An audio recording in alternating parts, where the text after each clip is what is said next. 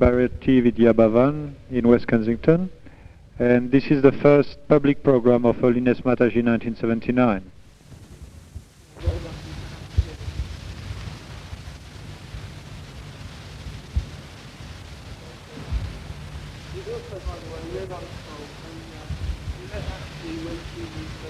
In Delhi.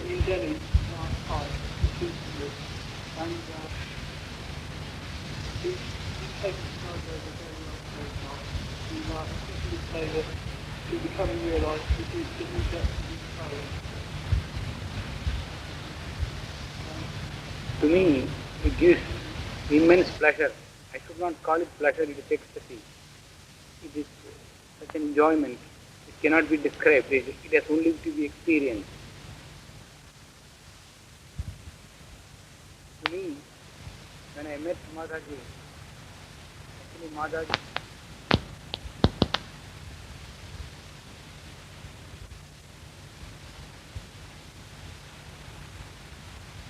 very quickly done. And when she said that I should play, I thought it will be perennially at her feet. Wherever she is, it has drawn me here to London again, from New Delhi to London. This instrument is one of the oldest instruments of India and is referred to as the queen of Indian musical instruments.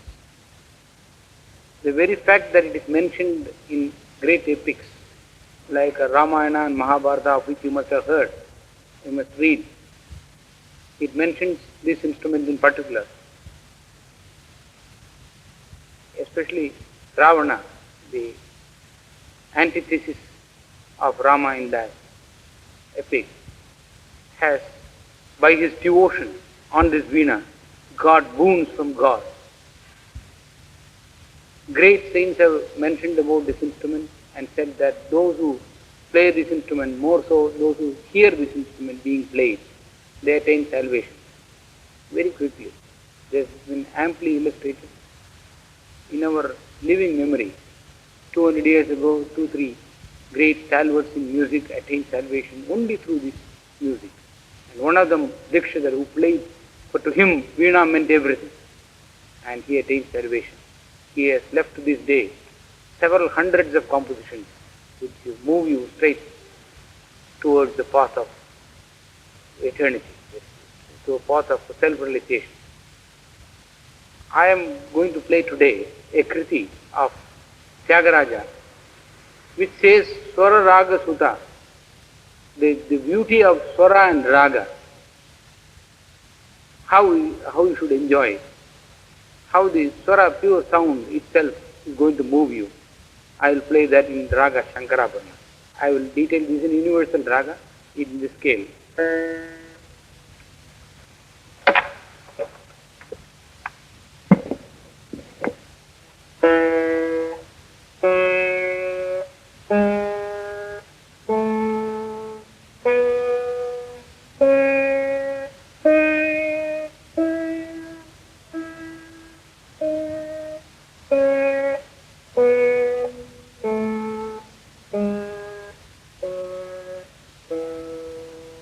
This is played according to the Carnatic tradition with the gamakas, graceful movement like this.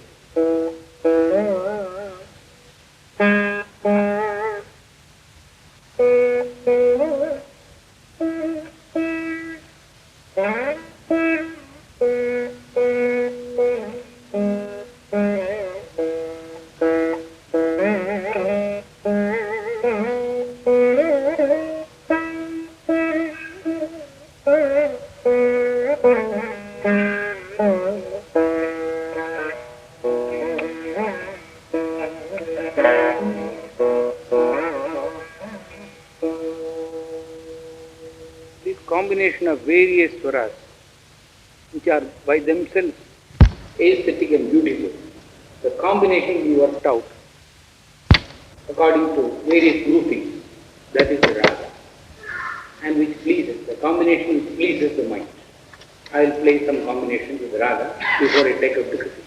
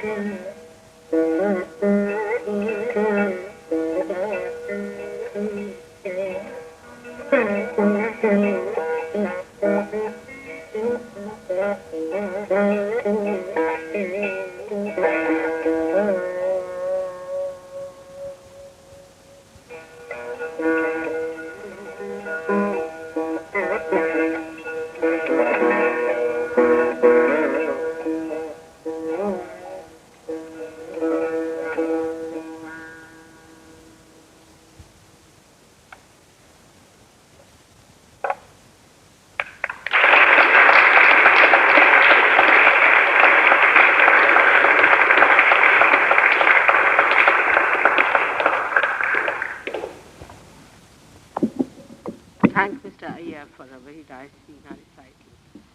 Music is a very great instrument for the spirit to manifest itself. Especially Veena is one of the Adi tantras, as they call them, or you can say the musical instrument, which is a very important instrument for inciting the Kundalini also. As he is a realized soul, it will definitely act on people whenever he will play. I am sure it is going to give him a great success. May not be to many people it will appeal, but it will definitely go to people who are seeking, who are deep down within themselves, asking for the answer of many absolute questions.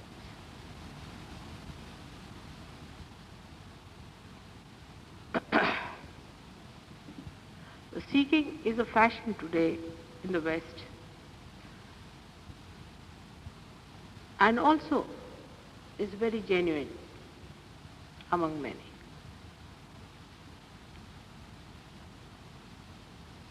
What are we seeking in life? What do we expect to seek? One thing we know, that we are not satisfied with whatever things we have.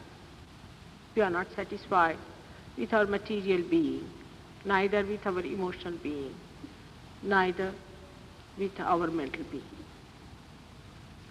Always a joy is followed by unhappiness.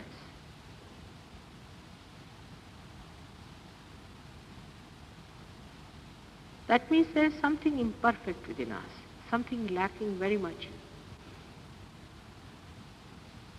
If that was not so, we would have been happy like the birds, like the flowers, like the animals.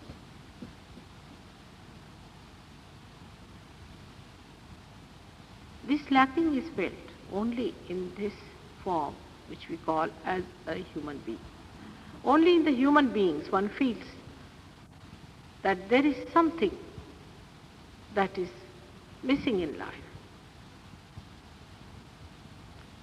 Because in the evolutionary path, as you know, human beings are the highest. And they have reached a stage where they are aware of this lacking, this imperfection within ourselves. This is, I think, also is the blessing of the modern times, that we are aware of it much more today than we were ever. Some are really aware of it, they are genuinely aware of it, and they are really seeking something. Others take to fashions. They may not be that deep, they may not be that much seeking.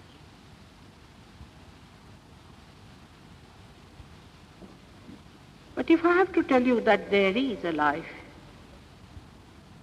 which is not known to us, which is beyond us,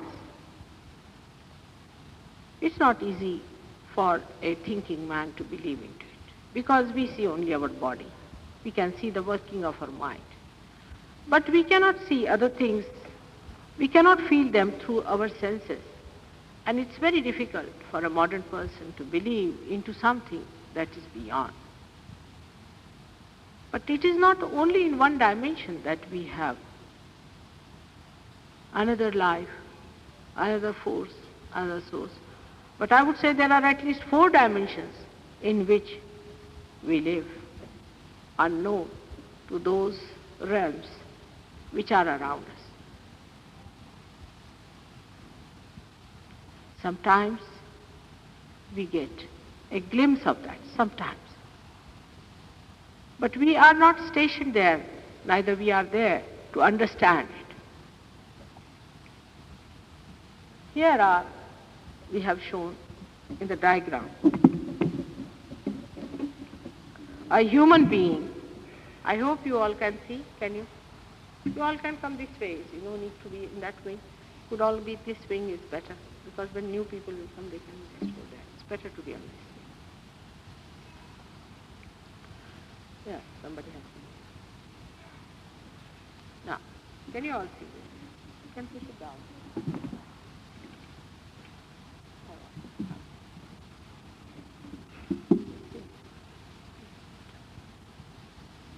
Can you see from there? Or you can come round. Here is the human being as you are a human being. Now, whatever I have to tell you about this, you need not believe me at all. There is no blind faith needed. On the contrary, blind faith goes against reality. But keep yourself open and see for yourself if it works. You need not have any preconceived ideas about it also, because you will be able to see later on that whatever I'm saying can happen to you all. Now, this is a human being as I have shown here, and he has got the left, right, and the lower and the top of his head, 4 sides. The left side of the human being contains all the subconscious, all that is dead in him, in all his lives. And through his left side, he is connected to the collective consciousness, collective subconsciousness, that is all that is dead, all that has happened, all that is Bhavan.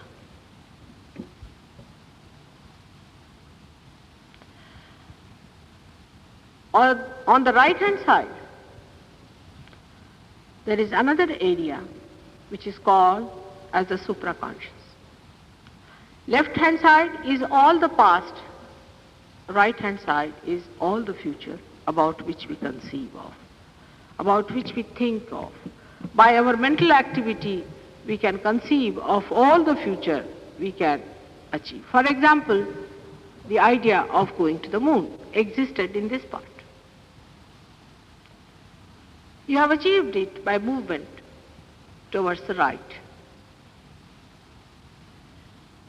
And also, all that is dead in the name of future, like a person who always plans about the future, is also on the right-hand side in the collective supraconscious. The right side area is the supraconscious, and beyond that is the collective supraconscious. This area is also unknown to us. Left-hand side area is also unknown to us. But whatever is unknown need not be divine and need not be a conveyance for your realization. As you see down below is the area where what we call the hell exists. It exists around us. But on top of the head,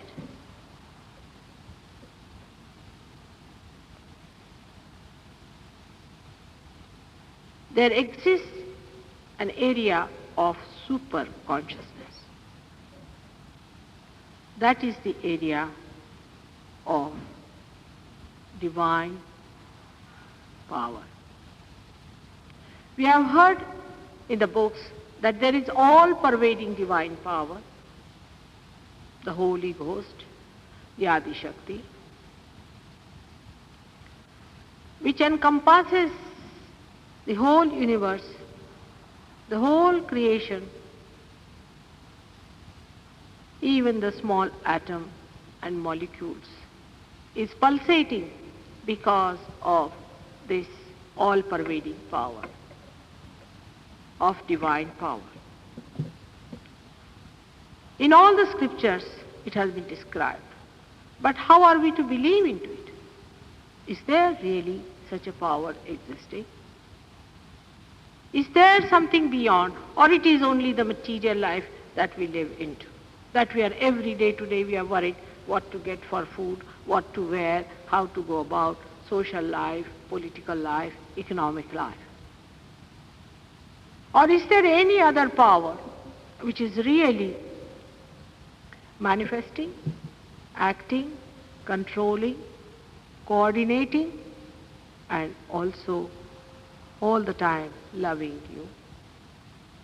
If there is so, has anybody felt it?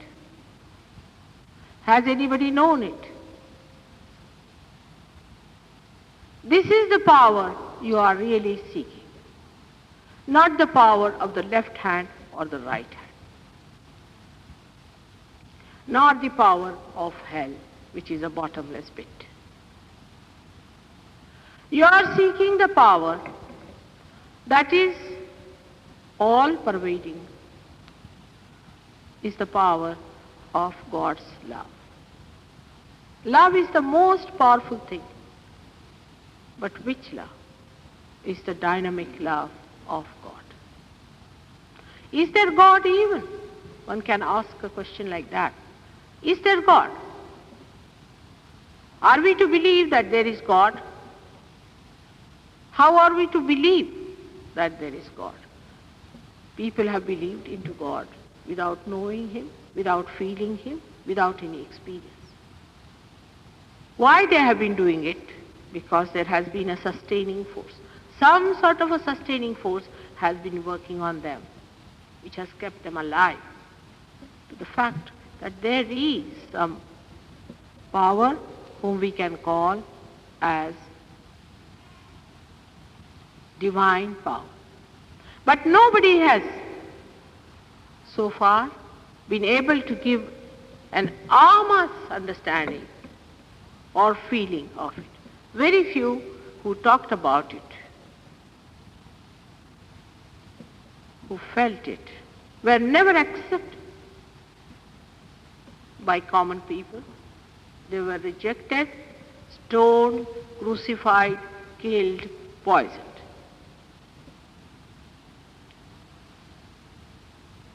It is said that the whole world, the whole universe that you see, is just a reflection on the mirror of that all-pervading power.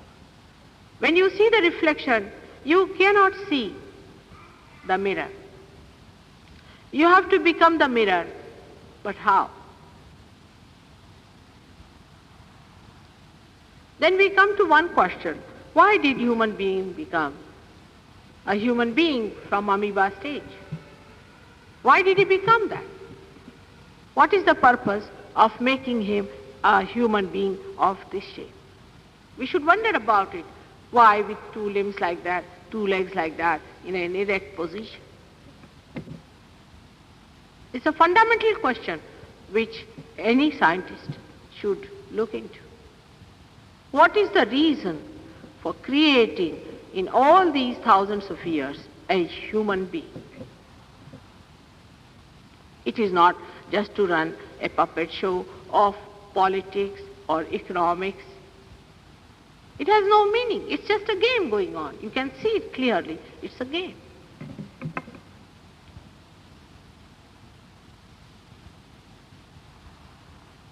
Is it only to play these games we were made into human beings? If so, why are we not happy about it? Why are we not satisfied? Why do we not feel our fulfillment?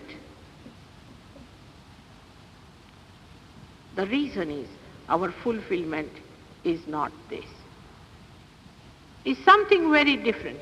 Unless and until we have that fulfillment, we are not going to feel satisfied with ourselves. And that fulfillment is to feel that super consciousness which is all pervading. So we can also conclude that if we have to become that, if we have to become that all-pervading power, or if we have to be connected to that all-pervading power, what are we going to gain out of it? First of all, you do not know any truths. You do not know if there is God. It's all relative. There is God, there are 37 truths, people say there are 38 truths, there are 65 truths. Is there any absolute truth? A simple question like God, is there God? Is a fundamental question. If you ask this question to a computer, you might get any number of answers, as many number of computers there are. Those people who have filled in the computer will give different answers. But is there something else by which we can know the absolute?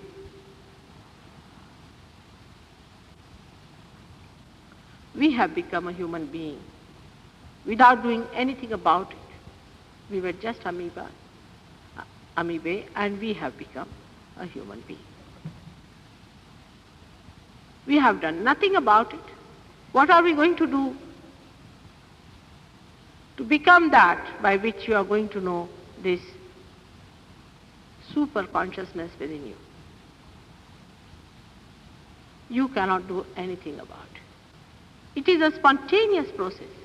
It's a living process within you which works spontaneously. And that's why we call it Sahaja. Sahaja. Saha means with, Ja means born. It is born with you. What is born with you? Is the right to unite with that power. It is born with you. So we call it as SahajaYoga. It's the Mahayoga they call it, because this is what one has to achieve. All the rest of the nonsensical things are useless. Supposing you start flying on a flying saucer, what's the use? Supposing somebody gives you 100 diamonds, what's the use? Supposing you get into a trance and start talking big, what's the use? Supposing by saying some mantras you become a speedy person and you start doing too much of work and you cannot rest like a mad possessed person, what's the use?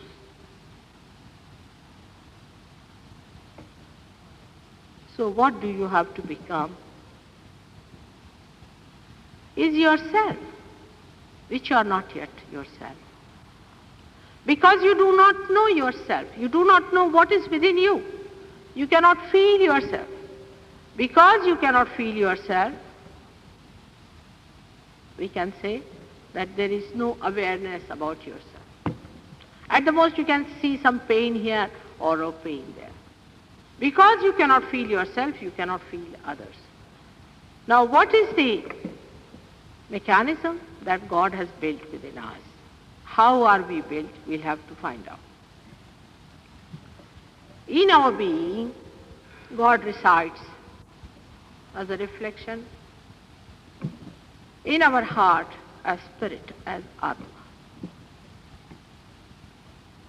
How are we to know there is Atma? It's a simple thing. Like, I would say, I'm not this church, I'm not this light because I can see. I'm not this lamp because I can see. I'm not this mind because I know how it works. I'm not this body because I can see. There's something else that is seeing it. You go on negating one by one. You reach a place where there is one I which knows. What is that I? We have to reach that point. From the point of science, we have to know there are many things absolutely undiscovered so far. If there are doctors here, they will know. We have a system called as autonomous nervous system. Means it works on itself. What is this auto? In Sanskrit you can call it Swayam Chalit. What is this Swayam? What is this self-driven, self-motivated system. You have just given it a name. You have not explained anything by saying it's autonomous. But who is this auto? Who is this Atma? Who does this work? If you can understand that there is something which knows everything about us and around us, that is the one, is the Spirit. You say that all the time. I know. Now which part of you it knows? But how to know the self? Is there any mechanism within us that God has placed to know that self through which we know this all-pervading power of superconsciousness? There is a beautiful mechanism within us placed. And that mechanism is called, in the Sanskrit language, as Kundalini. Because in India, people have meditated. They were not so much challenged by the nature as they are challenged in other countries. It's a very warm country. People can live with minimum. It was not necessary for them to indulge so much in the protection of their body, securing fruits or ordinary life. They could live. So their attention was turned towards the questions that I just now said, that why are we here as human beings? And when they started searching it, in their meditation they discovered the great truth about this great instrument called as Kundalini. Of course, in the Bible also there is a mention of Kundalini, because it is said that I will appear before you like tongues of flames. Tongues of flames. How do you explain tongues of flames? Where are the tongues of flames? Within us? Have you seen any tongues of flames within us? Have you seen them outside somewhere? That God is going to appear before us as tongues of flames. That is the description of the Kundalini, of the chakras, of the centers, which lies within us in this way, as it is shown over here. You may say you have not seen it. All right. For that you have to have a different personality, a higher personality, where you become that all-pervading power. When you get in contact with that divine power, then only you start feeling those centers within you. On your fingers you can feel them. Very clearly you can feel all these centers that are within you and also the centers in other people. Now here there are at least 50% people who have felt it among you. Minimum of 50% people who know about it, and at least there are 25% who have mastered this. So why not the rest of them? All of them should get it. But for that, keep a little open mind, and I will explain to you what is the Kundalini within us. I'm talking of the subtler things, much subtler than we think of. Can you say from where does our idea of innocence comes? Do we ever realize that there is definitely this idea prevalent? We accept the word innocence. It's a very subtle thing, innocence is. From where does it come to us, innocence? Where does it lie within us? Can any psychologist tell me from where does the innocence come and how it is destroyed and how you can regain it back? All these centers here, these 7 centers that lie within us, represent such subtle things like innocence. The first center which lies below the Kundalini, which is the main force, residual force, which brings forth this experience of self-realization. The one that connects you with the mains. Like you can say this is connected with the mains. Unless and until it is connected, what do we talk of God? What do we talk of all-pervading power? Well, all has no meaning. It's just a joke going on. If it is not connected, if I speak on this, will you hear me? In the same way, when you are not connected with God through your self-realization, all talk of God could be all right or could be horrid. You may be worshipping a devil in the name of God. How will you know that a person is divine? This Kundalini, which is above the first center, which is in 3.5 coil. This is also extreme. Other lectures you will know that. But 3.5 coiled Kundalini is an energy that rests in the triangular bone in every human being, in a dormant stage, just waiting for that moment when somebody who is authorized can raise it and give you that power. I am talking about your own power, or not my power. It is your own power which must manifest. If you go to a guru, if he just polishes off your money, what do you understand of it? He is just befooling you. If he cannot give you your own power, then he is not a guru. It is your own power which must manifest, and you should feel this all-pervading power. You must experience it, you must experiment it, and you should be able to maneuver it. Then only one can say you are self-realized. Not only that, but you should be able to feel your own chakras, and you should be able to feel the chakras of others, and you should be able to give realization to others. All this can be done once you are self-realized. Without that, nothing can work out. My talk is a talk. It has no meaning unless and until it has worked out the miracle of Kundalini awakening.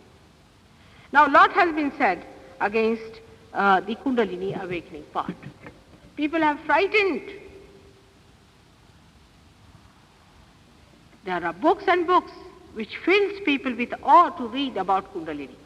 They think whatever it is, it's a dangerous path of Kundalini. Why go near Kundalini? It is going to torture us and all that. I can assure you that in India, abroad and everywhere, thousands of people must have come to SahajaYoga.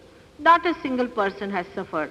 On the contrary, at least out of them, 70% people have achieved self-realization. Because she is your mother. She is your divine mother. If your mother has so much of compassion for you, love for you, she is the source of all that love. And she is not going to trouble you. On the contrary, she is so kind. She is just waiting for the moment for it to happen. She is not going to trouble you and torture you. Then how is it these people have felt such horrible experiences? You may ask me. They are not authorized people.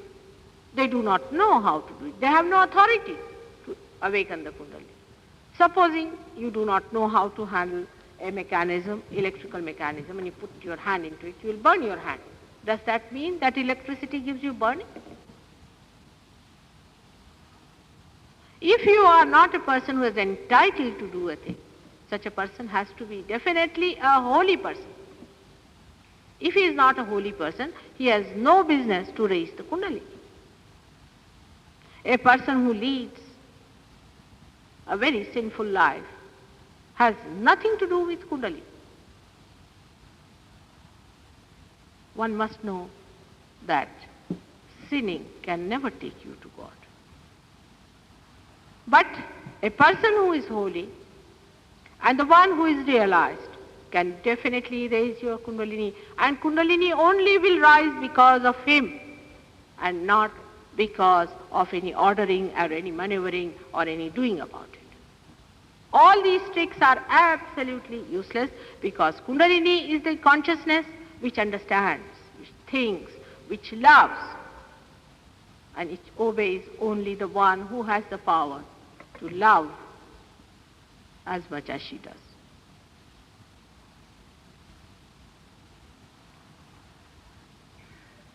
All these big books I have read, I was amazed how these people, without any knowledge about Kundalini, without any understanding about it, have written these big books just to make some money. Have they not to answer to God what they have done? So have no fear about Kundalini. She is your mother, kindest of all, full of love, and she forgives you all that you have done. She is the storehouse of all the compassion that you could think of, and she is not going to burn you or trouble you or give you any trouble. But if you have a problem, she will attend to it. For example, if somebody is suffering from liver trouble, you can see with your naked eyes the Kundalini pulsating, coming to the liver and supplying them. Here there are, as I have told you, 50% people who have seen the pulsation of the Kundalini at the triangular bone. And there are thousands who have seen it. With naked eyes you can see the Kundalini pulsating in the triangular bone. Some of these people who have written such big books on Kundalini have said that the Kundalini resides in the stomach. I mean, something so absurd they have written, something so wrong, so false. And that's why you don't be afraid of this word Kundalini.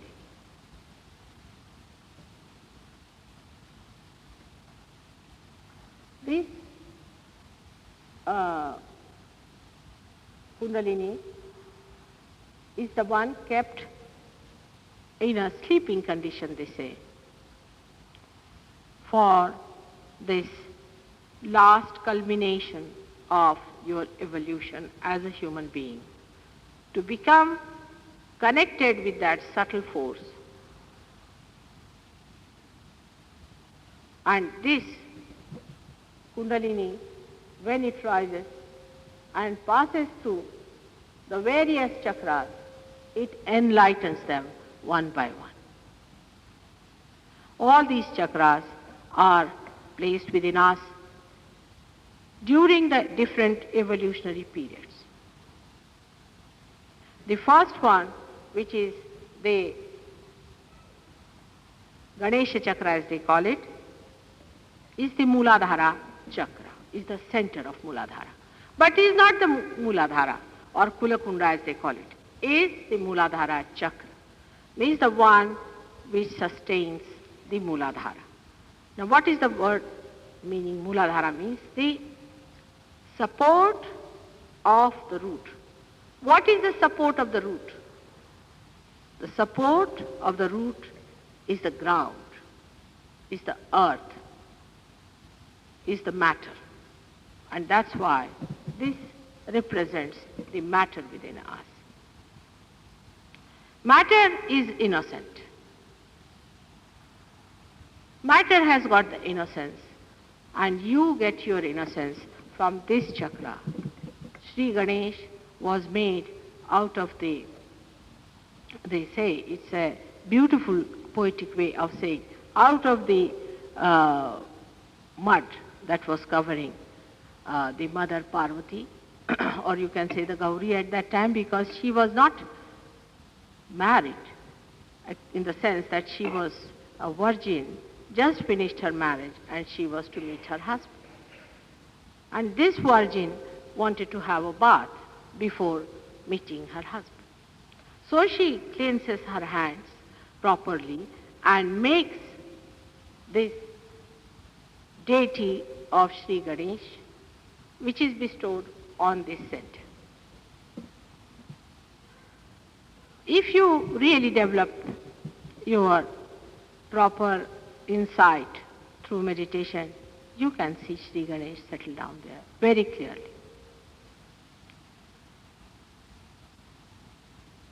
Sri Ganesh is the embodiment of innocence, and that's why he is a child.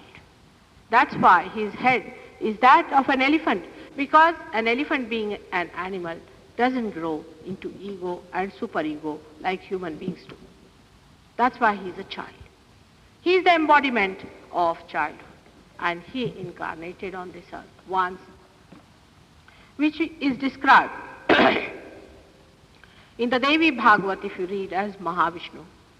He has incarnated as Mahavishnu, and this was nobody else but Lord Jesus Christ. Even he was born in a way, same way as Ganesha was born without the father, to a virgin. If I am saying something untrue, you can find out later by verifying it through a method which I will explain to you a little later. This is a very, very important center for all of us, because unless and until the deity settled on this chakra permits, the Kundalini will not rise. If your innocence is in danger, Kundalini will never rise. And even if it rises for a little while out of its excitement, it will again be sucked back. Though this chakra is placed below the Kundalini, which is a very important point which people do not know, it is below the Kundalini and not above the Kundalini. So it is not necessary to pierce this Kundalini, pierce this chakra through the Kundalini. It is not necessary. What is necessary is to know the importance of this center and allow the Kundalini to rise, and it passes through other 6 chakras. That's why it is called at Shat Chakra Veda. That means there are 6 chakras which it crosses. Now the lower chakra, which is the first one, Muladhara chakra, I will describe it in more details because we don't have too much time. You must be all anxiously waiting for the experience. It's very important and is controlling or manifesting the pelvic plexus outside.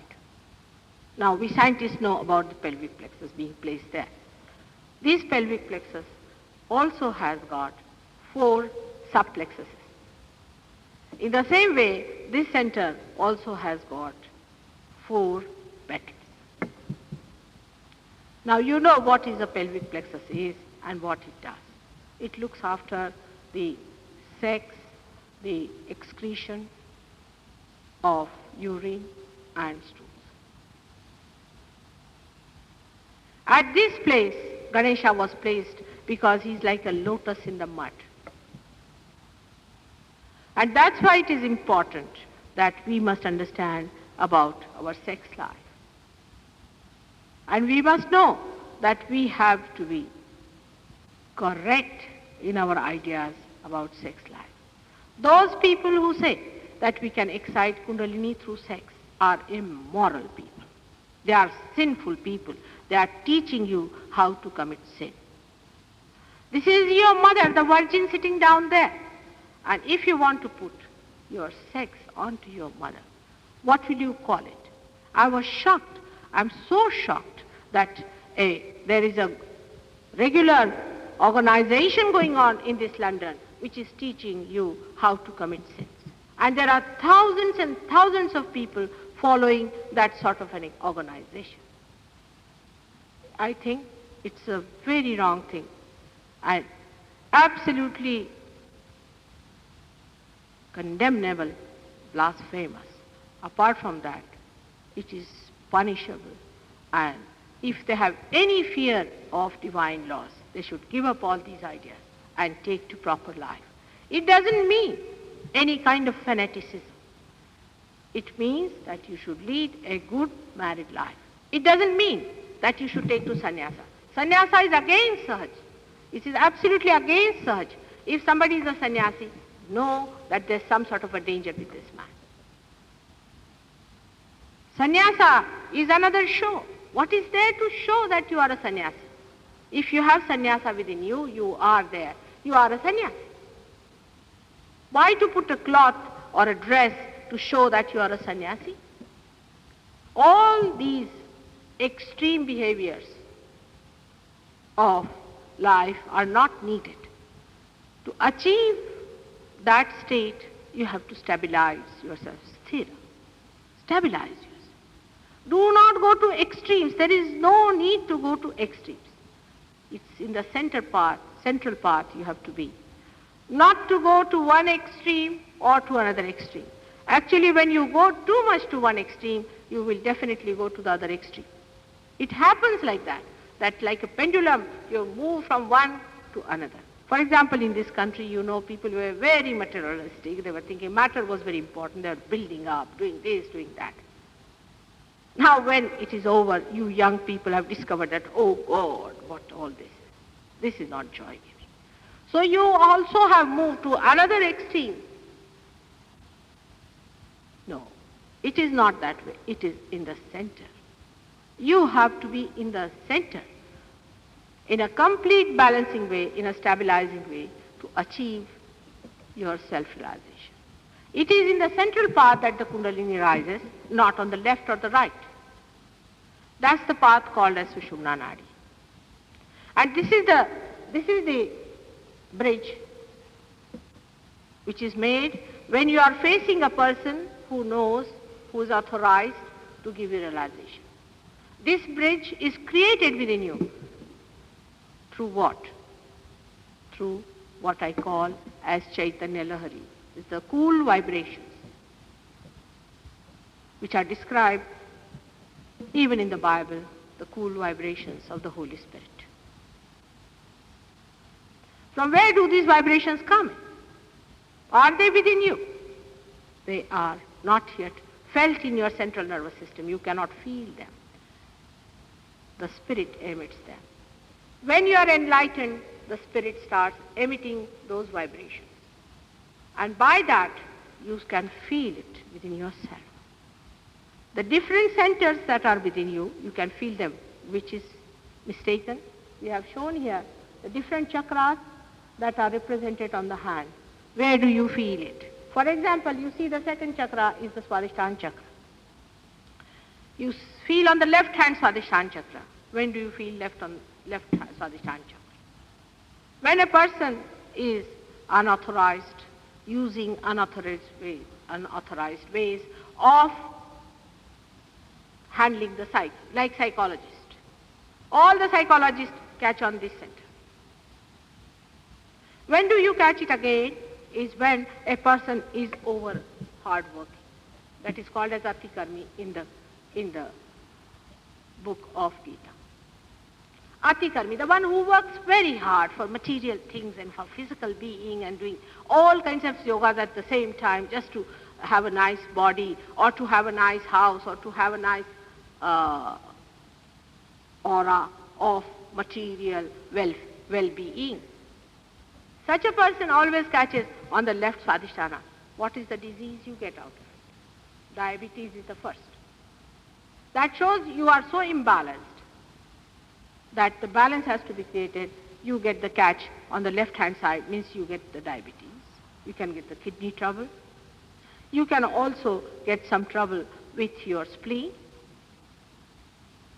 On the left-hand side, the other catch could be the left Swadhisthana could also give you a kind of a very dry personality. You could be a very dry person, extremely dry. It dries out your warmth, your sweetness. That's why you find in this world people, you see, so-called intellectuals, the way they talk, sometimes you feel you are talking to a machine. There's no feeling in that person. You just talk to that person. You feel, what's the matter with this person? What has happened to him? Why is he so abnormal? In the same way, you can see all these centers shown here, one by one. These can be felt on your fingers once you are realized. And you can correct them. You can find out about the truth. For example, if you want to find out, is there God? You put your hands like this and ask this question in your heart, and you will get the cool breeze. Means it says yes. For the first time, you enter into the temple of truth. That you can ask the question, you can get the absolute answer. Any one of you who are realized, all of them will get the same answer. If it's a small child, he'll say the same thing. If they are old people, they'll say the same thing. But I have seen that people who come to SahajaYoga are very slow to move. Because we want a circus. We want some sort of a chamatkar. We want to see something that is something so fantastic. We want sensations. But we have to get something permanent. Something of very permanent nature, which is our being, which has to happen as evolution has to go forward. And this is the step human beings have to cross into. They jolly well have to cross it. They have to do it. Those who will not do will have to take to another course. And that course is very dangerous. So it is better that you take to the course of evolution and know your own power and enjoy yourself.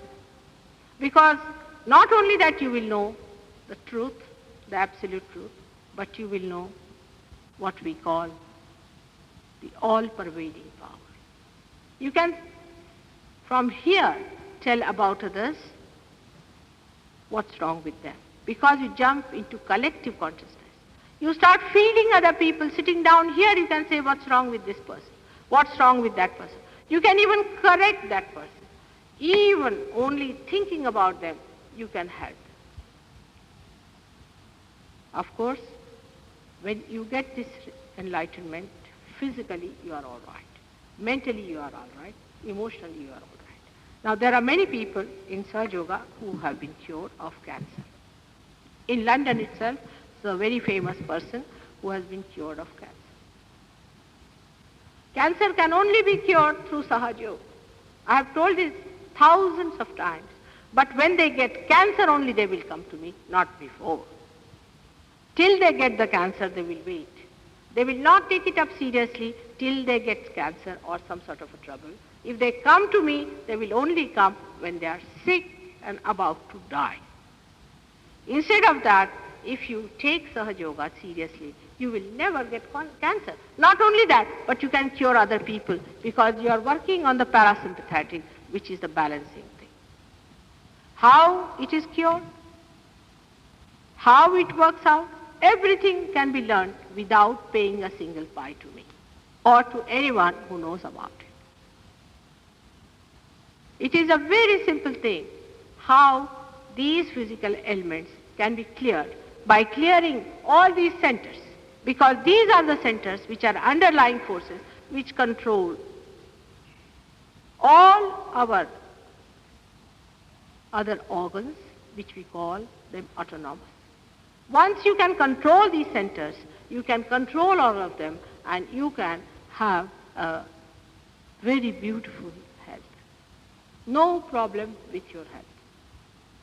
But this is just a kind of attraction that it is a chocolate on top of the inside.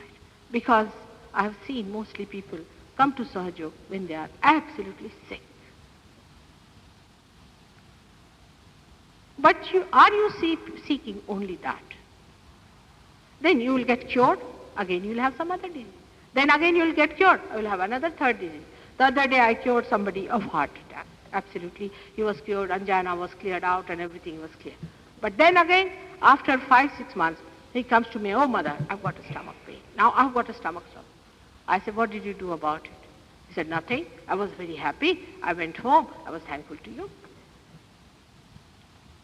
Now, if this light is cleansed, it has to be enlightened. Now, if it has to be enlightened, then it has to give light to others, or it has to just rust out. If anybody works on you, on your chakras, cures you, fills you up with all that is promised, you have to give light to others. You have to know about it. You have to cleanse yourself, you have to understand yourself, and not to just get lost and then again rise after 8 months and say, oh, mother, this was the problem I had a terrible time and I don't know, I've come back again. It is very common with many people who come to me. They said, mother, once we are realized, we should be all right, we should be just like great people. I said, really? You see, we have a marketing attitude towards things. That we've come to Mataji, we have obliged her. Now she's given us realization, we have obliged her. Now it is her duty to see that we are fully there at that level of realization. Now, this is not the way, because you must have understood that we are talking about the divine power, about God. There is certain protocol about it. What have you given to him for all this? And that is what fails in people, that they do not know how to sustain Sahaja Yoga and how to keep to it, which is a very simple thing. Not much has to be done, but you must sustain it. Do not take it for granted. And that's how I find many people come, they get realization, enjoy themselves for about 5-6 weeks or 5-6 months, or maybe 5-6 hours, again back on the same. Because there are two forces that work on us, is as shown here from the left and right, the ego and the superego. At the very beginning, the superego and ego are sucked in. But again, they come up, especially the ego in these great ego-oriented societies. And the ego comes back. And you see your ego, the colossal one, coming on you. And then you start mingling with it and you get to it. Even this portion which opens out, as called as Sahasrara, the topmost, when it opens out, even that gets covered and calcified. So Sahaja Yoga is not a trick like that. It's not a sensation by any chance. It is a happening within you. The second thing that happens to you, that when you start giving this divine power to others, you start gradually deepening into your own being and feeling your source of joy. Life becomes full of joy and happiness. That joy and happiness must be your own, has to be there, but it is lost and it has to be found out. And once found, has to be sustained, has to be kept along. Like you get into the boat, you are still just feeling dizzy. You are still falling out. Now somebody asks me, when do we feel we are steady? When you are steady, you are steady. It is that simple. Some people, of course, once they got realization, even they got it on my photograph, some of them just got their realizations on the photograph, they are still realized. But some of them have worked for hours together, months together, years together, still they go back to the same level. I'm here to work for you because I'm your mother. I'm going to work very hard, no doubt. I've worked very hard and I've worked very hard, everyone knows that. What about you? You have to also love yourself. You have to also understand that this should happen to you.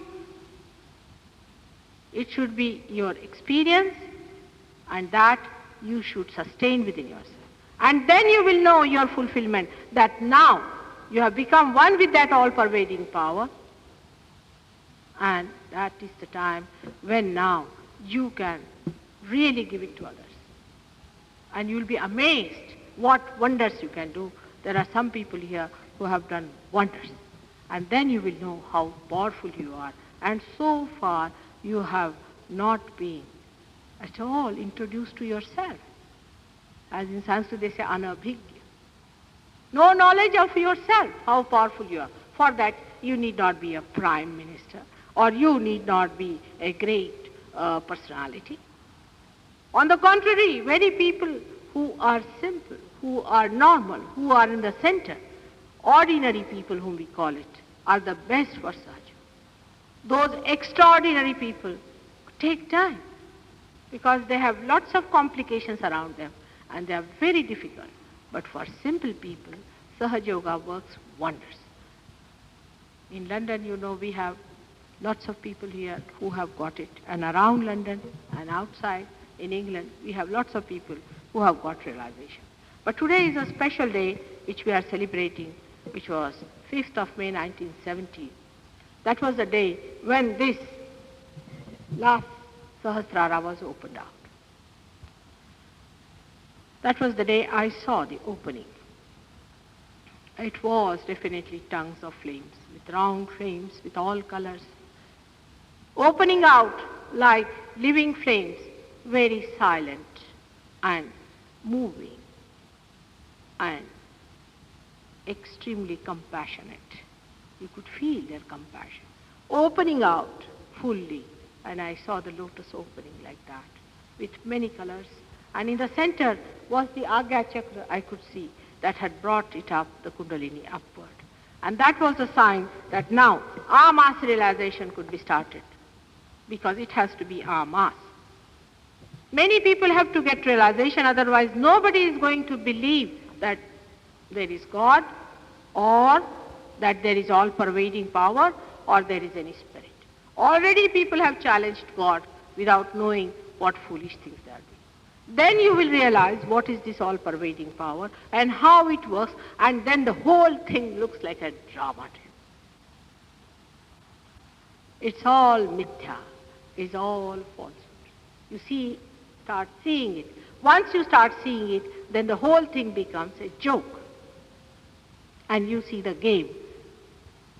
You see yourself as a witness of the whole game, and you are not involving too. I think we should now go in for realization, because telling about Kundalini is not so easy. It's a tremendous thing and cannot be explained in one lecture, and I have already got, as they say, 84 lectures they have got, which they are going to bring out. Still, I have not been able to cover the whole thing. But we have now been able to compile something, a book called The Advent by Gregor de Calvert de Martin, who is here now. And we have been able to publish that book in Delhi, and for which we had really, at least, I should say, how many thousand people? I didn't count, but thousands of people. And lots of them got realization. And this book has been really very much comprehensive. You can get that book and read it. But still, experiencing is different, understanding is different. That book covers a very little part of the whole thing. But still, it gives you a good introduction to the subject, which can open your eyes to the reality. I hope they have some pamphlets here also to give you the first understanding of the thing. It's a serious thing. It's not a joke. It's not just putting something into your heads and finishing up. It's a very serious thing and has to be taken up seriously. Though it is very serious, it's more enjoyable. Because I cannot remain serious for more than 10 minutes, because it's all a joke for me. So once you become that, it is very, very simple and a very, very normal thing.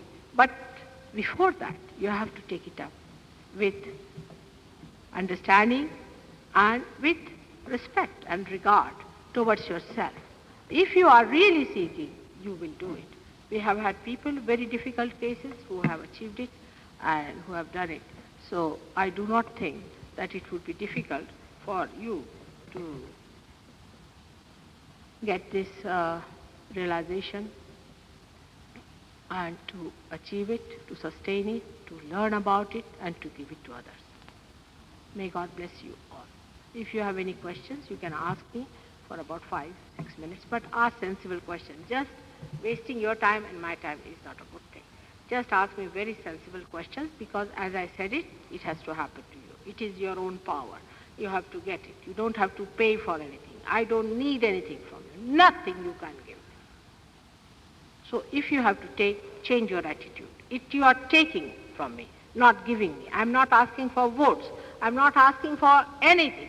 You might not have met a person like me before. So think it over, that you have to take from me, and it's a gift to you. So before taking the gift, don't open the mouth of the horse.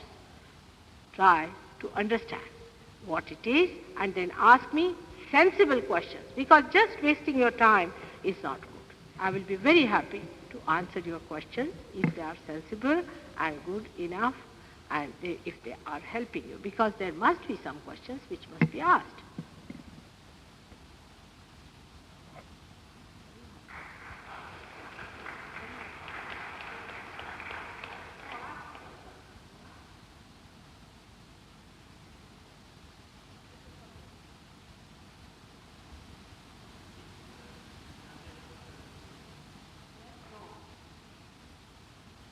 Now, this is a good question, very good question. Very good question.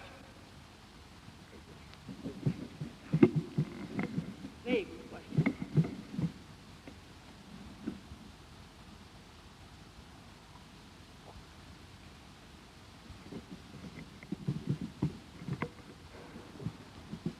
Now, how to put it? He's asked a very good question, that is, SahajaYoga is a religion. Now, what is a religion according to you? First of all, the question comes back to you. What is a religion? When you said if it is a religion, then I would like to know what is the definition of religion is from your side. So, I will tell you what is a religion and what is SahajaYoga. The idea of our religion is, what we call as religion is that you find certain truths about things. Like there was Christ, all right. He lived on this earth. He did this, he did that. So some people take it up. They are not realized souls. They have not felt the divinity. They have not known what is divine life. They take up the authority on themselves. They organize it. Now this is the religion, say, of Christianity. Same about Hinduism. Some Pandits get together, they have some dry discussions among themselves, and they are not realized. They never read also Adi Shankaracharya, and they start a religion. You cannot start a religion. Religion is within you, is the religion of evolution. The religion is in your stomach. Do you know that? It is in your stomach existing now. Here, if you see the yellow thing, the green thing around the green is the void, as we call it, or you can call it as the Bhavasagara, in the Sanskrit language they call it. This portion is sustained by religion. Means every human being has a sustenance. For example, gold has a sustaining power, all right? Because it is untarnishable, we can say that is the sustaining power of gold. Correct? In the same way, every human being has got a sustaining power as a human being. If he does not have this, then he falls in his dharma, is in religion. Whatever is false, falsely made, is not a religion. That's why people are turning away from religion. Religion exists in your stomach, but you can deny it. You can defy it. You can say that I don't believe in it. You can have cancer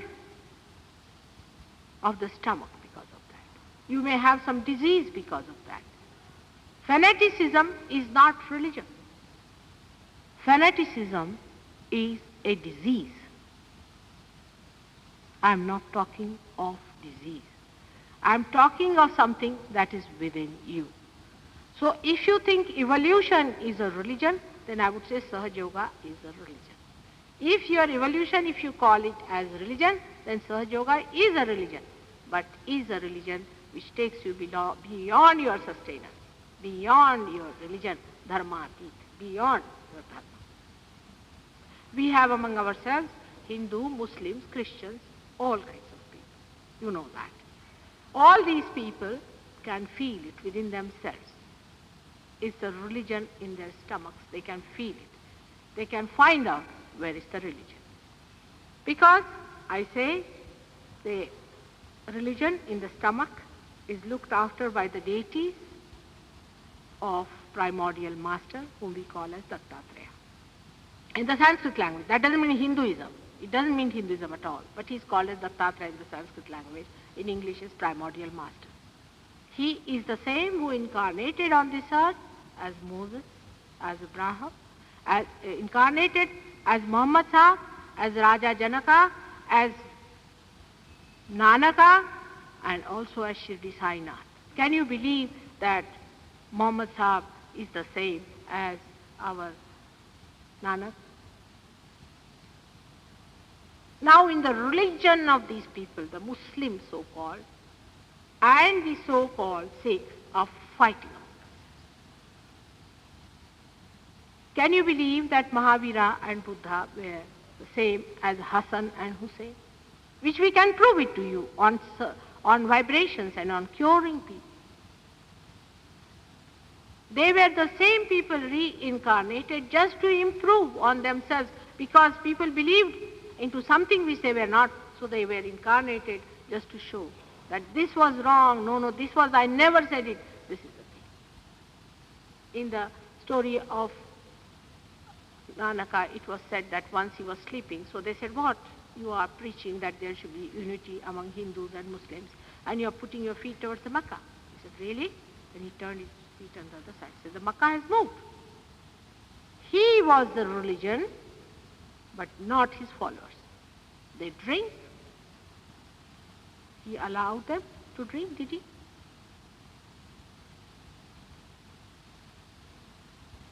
When Muhammad Sahib says, don't drink, that means they make a fanatic thing out of all that. Fanaticism is not religion. We must understand the difference between the two. The living religion is within us when it gets entitled. You cannot drink. I never tell people don't drink before realization. After that, you just don't drink. You just give up. Because you start feeling yourself, the beauty within yourself. When you are bored, only you smoke and drink. When you are enjoying yourself, why will you drink? So your religion automatically awakens, and you just don't have to bother. Nobody has to tell you that you will get cancer, don't smoke. 99% just give up smoking without any difficulty. And that's how they save money. People have given up drugs, horrible things they have given up. You won't believe if I tell you that there are some of them sitting here who came to me in dead condition, absolutely in dead condition. They gave it up when they found it.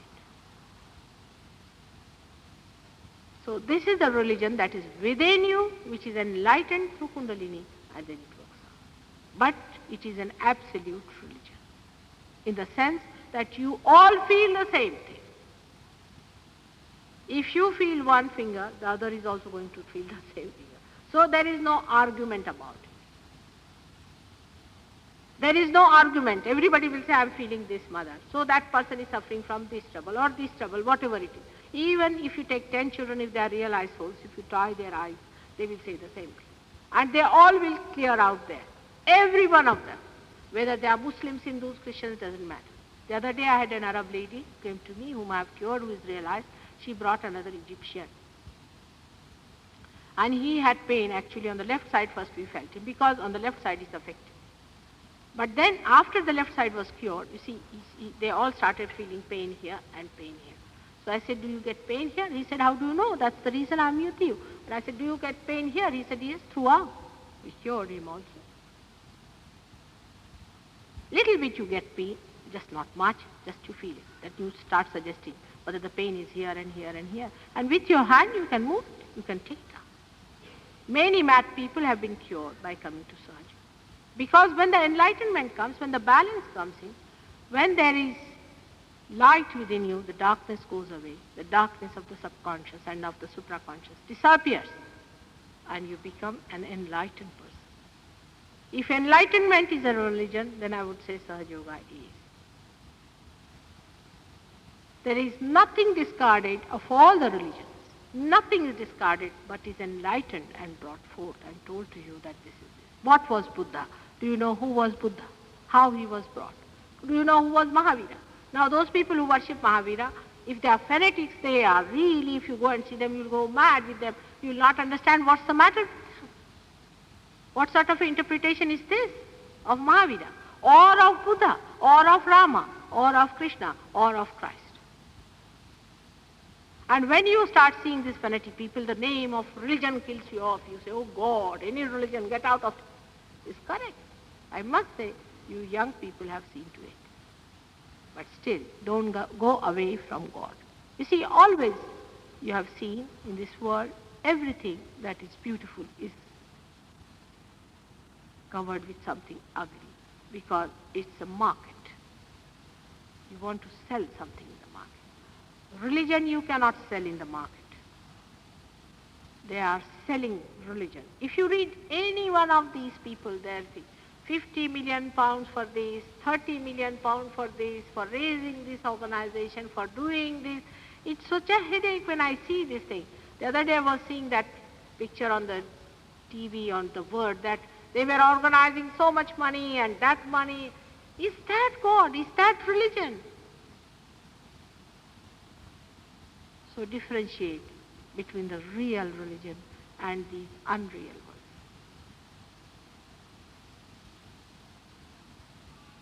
Fanaticism is not the way to God. Is never a way.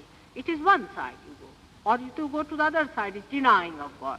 Denying of religion is another side. Both are extremes. You have to be in the center.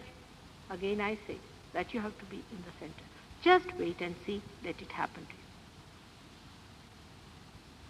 All right? It was a very good question.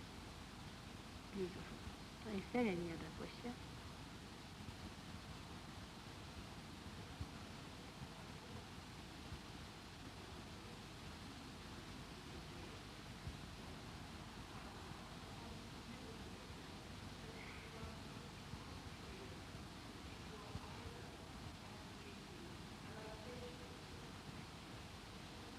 Yeah. And the nunnery, the extreme sannyasi.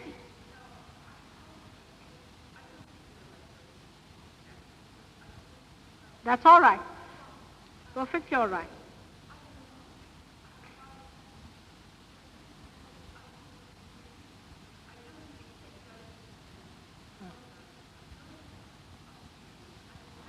It's all right.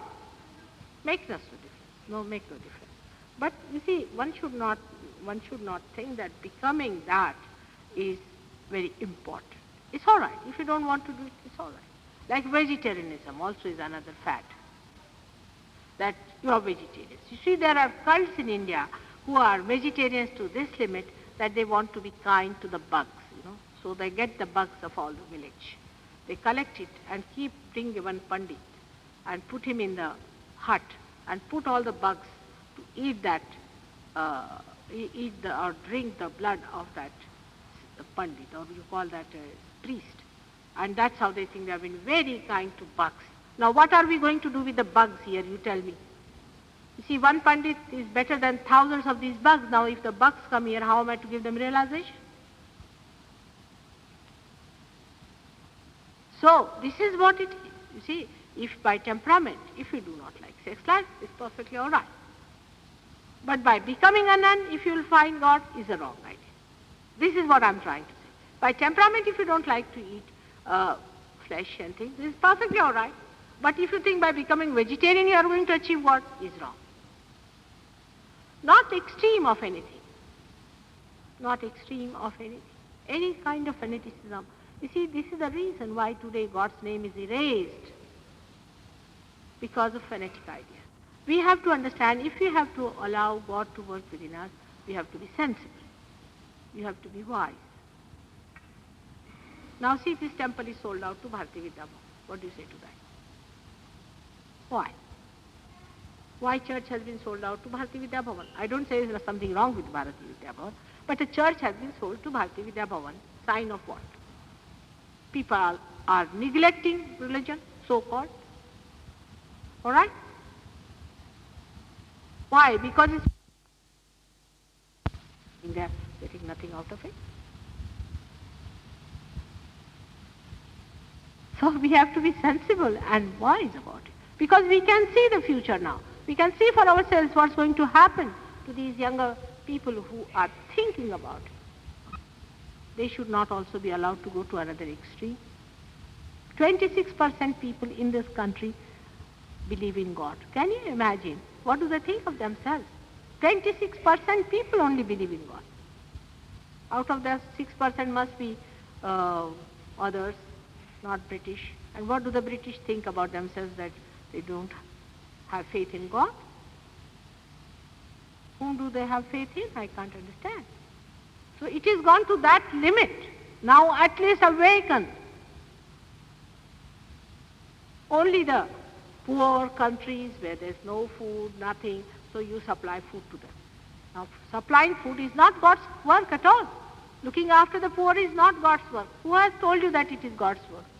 Even Christ has said that poor will be with you always. I am with you for a short time. Means you look after the divinity, the divine life, and not at these poor people. Let others do it. Let the government do it. Why are you doing government's job of this philanthropy? That's not your job. Looking after the poor. You see, they are like labor unions there. Supplying the poor food, what is the need? That's not the way. Understand that when you have to do for anyone, it is just you do it. You just don't think you are doing anything great. You just do it because it's just you feel happy about it. You are doing it for your own happiness. There's nothing like upkar and all that. You just do it. It's nothing so great to feel proud of it, that you have done so much good work and so much good work. It's all nonsense. This is just ego pampering. What can you do for others? What can you give? Dead things, like I give a television set to someone or a chair to someone, all dead. Is it going to give joy to anyone? That is not joy giving.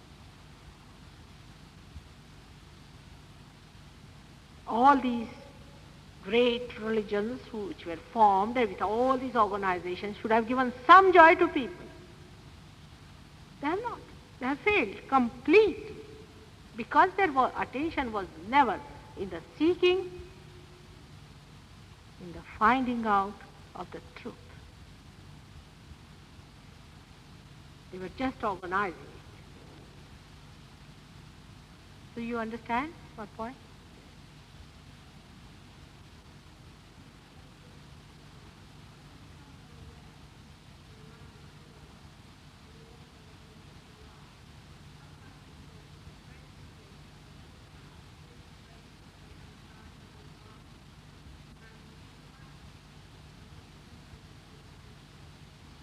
See, in meditation there are many ways by which we can follow. After getting realization, there are many ways by which you can watch those thoughts. If you watch, you see, because you are a realized soul yourself, you know, then your attention is in light. Just put your attention and the whole thing will subside. It's like a light. If you put light to anything that is darkness, thing disappears. It will work out. Just put your attention. From where do these ideas come? From your ego or from your superego? Just find out, because you know all about it, what is the ego and the superego is.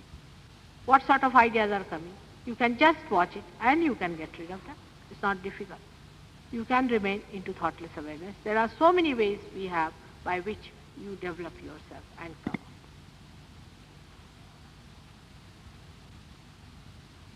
Is there any question? Yeah?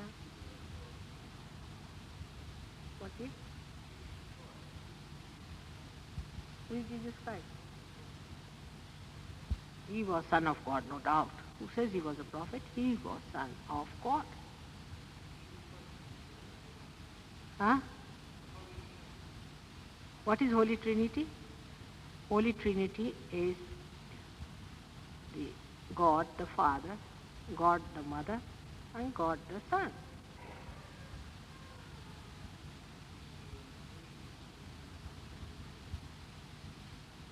So don't ask direct questions. Just now if you ask direct questions, how am I to answer them? That I will tell you later on. All right?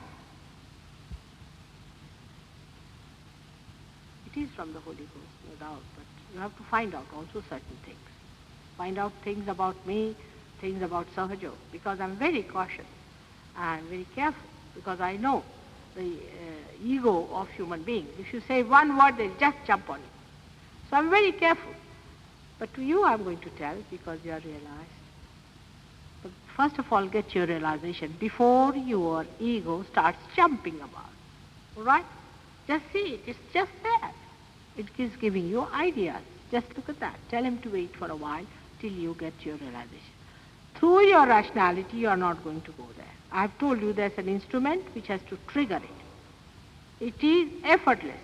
Not by thinking you are going to reach there. It is going to happen to you.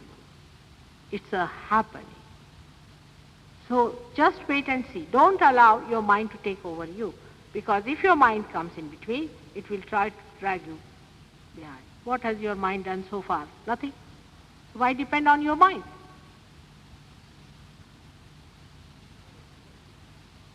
What is one conscious? Conscience. Conscience is the thing that gives you religion. Is the balancing force. Conscience is the one that is sustaining us within you. That's the one that's all the time giving you balance. That is within you. As I said, there is a religion within you. So the conscience is there, but we are very good at killing it every moment.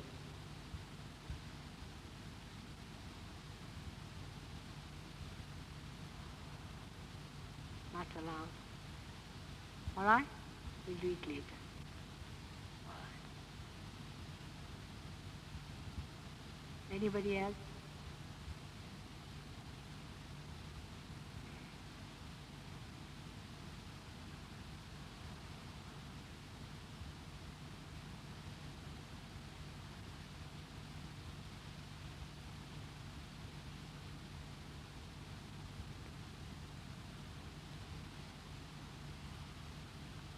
Now, this Kundalini is placed at the triangular bone. You may not even feel the awakening of it. If you are a smooth instrument, it will just shoot off. It will not be felt, but what you will feel is absolute calm. And a thoughtless awareness, as they call it, is the first stage where in Sanskrit language it is called as Nirvichar Samadhi. Nirvichar Samadhi is the first state. Samadhi means enlightened consciousness. First, the consciousness is enlightened at a stage where you are thoughtless. The second state where you rise into is doubtless awareness, called as Nirvikar Samadhi, where there is no doubt left. Between this and that, you are faced with doubts, with all sorts of nonsensical doubts. But only remember one thing, that if you have felt the vibration, if you have felt the cool breeze, there is something about it. Let us go forward with it, let us go ahead with it and work it out. So it starts today. So please put your hands just like this, just like this, with your feet on the ground straight.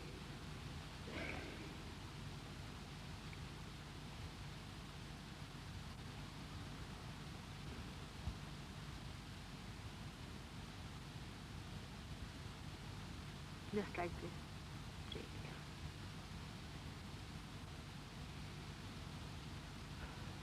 Now don't think like, I know what you are thinking. Some of you are thinking, is it hypnosis? See, when I have to gain nothing out of you, why will I hypnotize? Am I mad? To hypnotize a person and then carry on your heads. I am not to gain anything from you, all right? This is the first thing. I do not want anything, neither can you give me anything. Now you are taking something from me. So, there's no question of hypnosis. I have no interest.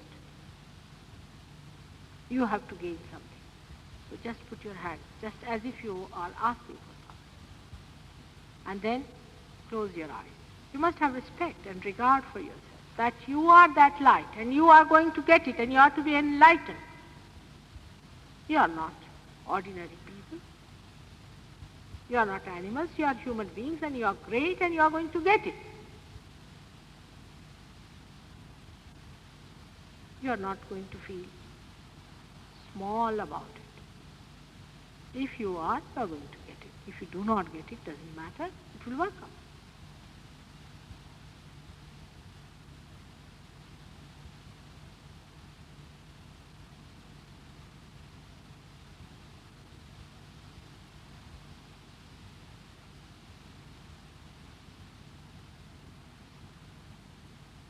If you want, you can close your eyes if you can close them properly. Some of you may not be able to close because eyes may just flutter out. Those such people should open their eyes. If your hands are shaking also, please open your hands. If there is no shaking, if there is a regular flow,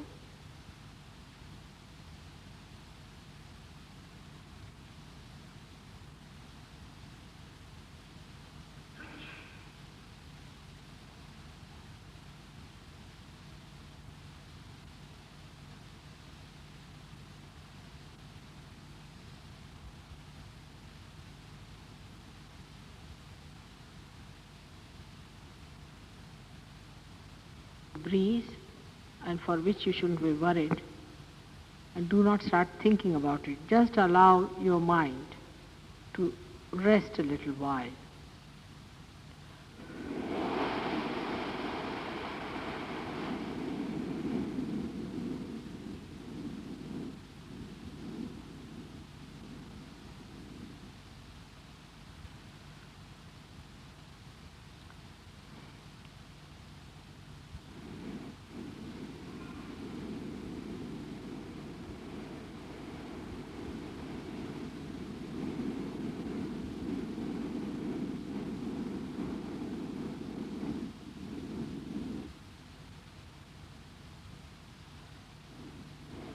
Put your hands like this, all of you.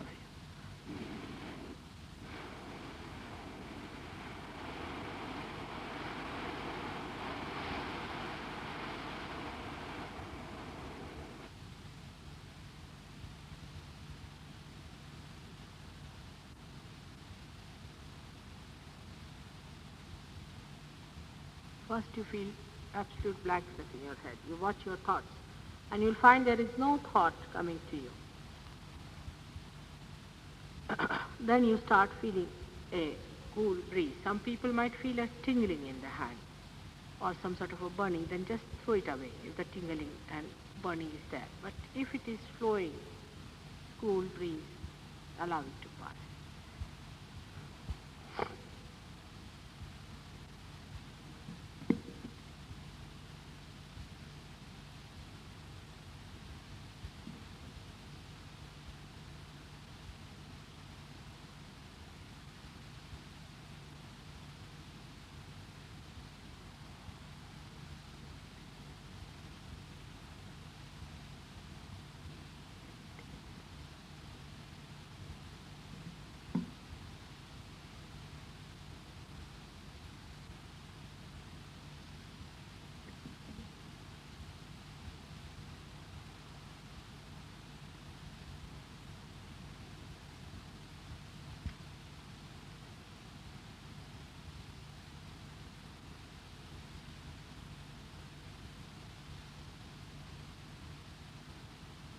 All those who are feeling cold breeze in the hand, please raise your hand.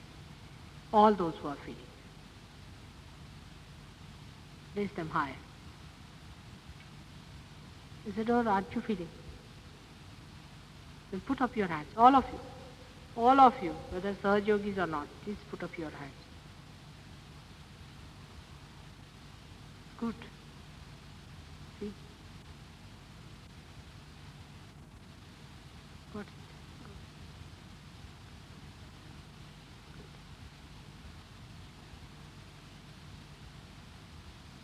Oh, good. Again, let's see, some more people might. Just good.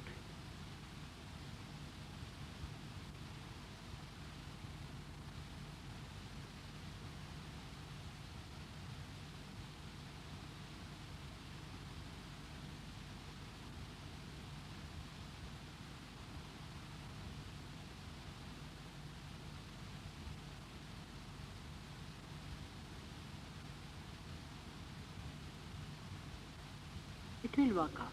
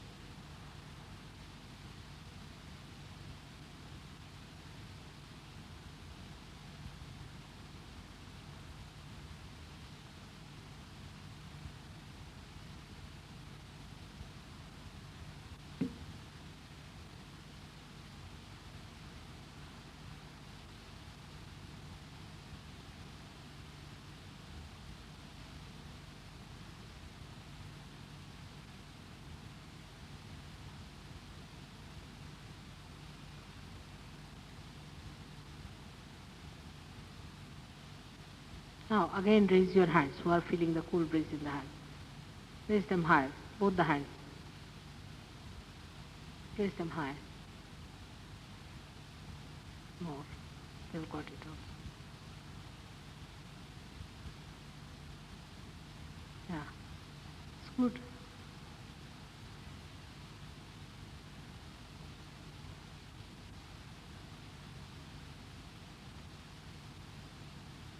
Now, turn your hands, please. And those who have come for the first time and are not feeling anything in the hand, please raise your hands.